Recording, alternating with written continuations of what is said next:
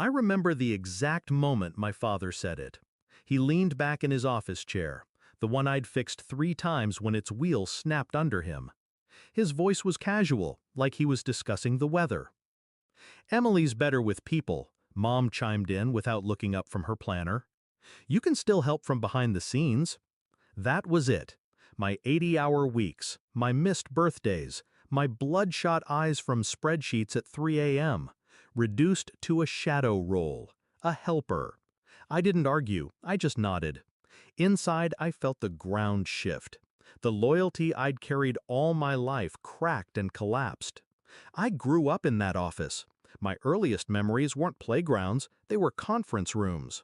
While other kids were outside, I was stapling invoices, answering phones with a too small voice. My father used to say, "One day, this will all be yours," and I believed him.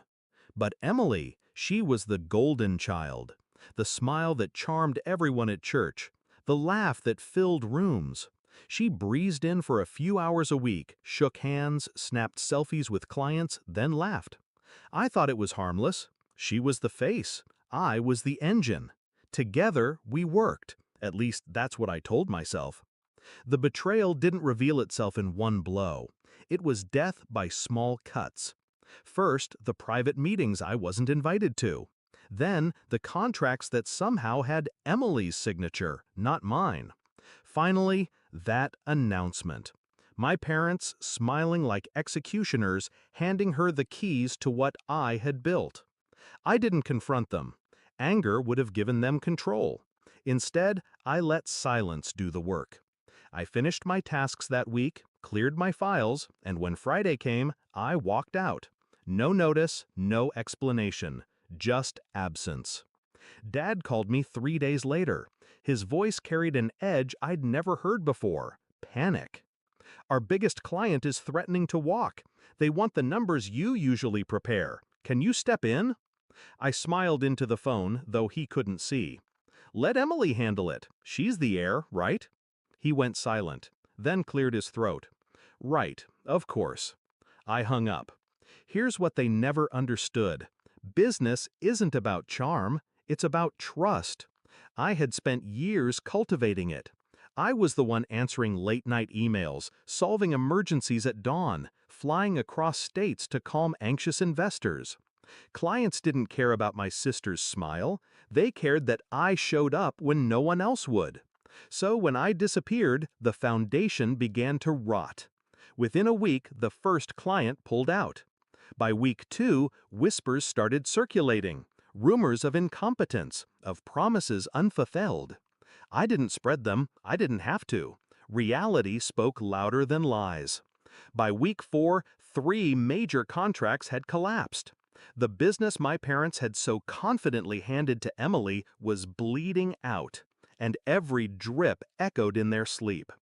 When they finally showed up at my apartment, they looked smaller.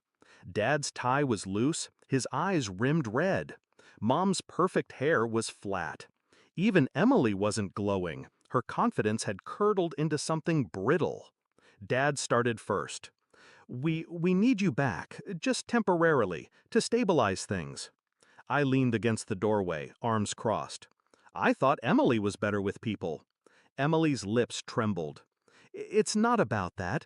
I just need your support." For a moment, I almost pitied her. Almost. But then I remembered the years, the sacrifices, the blindness they had shown when they handed her everything I built. So I smiled, slow, deliberate, cutting. "I'm busy with my own projects now. You wanted me behind the scenes. Consider me gone." Mom's eyes filled. Dad's jaw tightened. Emily whispered my name like a plea, but I didn't flinch. Here's the truth. Revenge doesn't always require fire or shouting. Sometimes it's as simple as absence, as simple as letting people choke on the consequences of their own choices. I didn't sabotage them, I didn't steal, I just stopped saving them. And without me, they crumbled. Now when I pass the old office, I see the for sale sign hanging crooked in the window. The empire my parents swore would last generations, gone in less than a year. And me? I built something new, smaller, sharper, mine. Clients followed because loyalty isn't bought with inheritance, it's earned in silence, in late nights, in trust. Sometimes I wonder if my father regrets that sentence. Emily's better with people. Maybe he does, but I don't, because it taught me the most valuable lesson of my life. When people treat you like you're invisible, disappear. When they take you for granted, remove your value. And when they finally come begging, you don't go back. You close the door for good.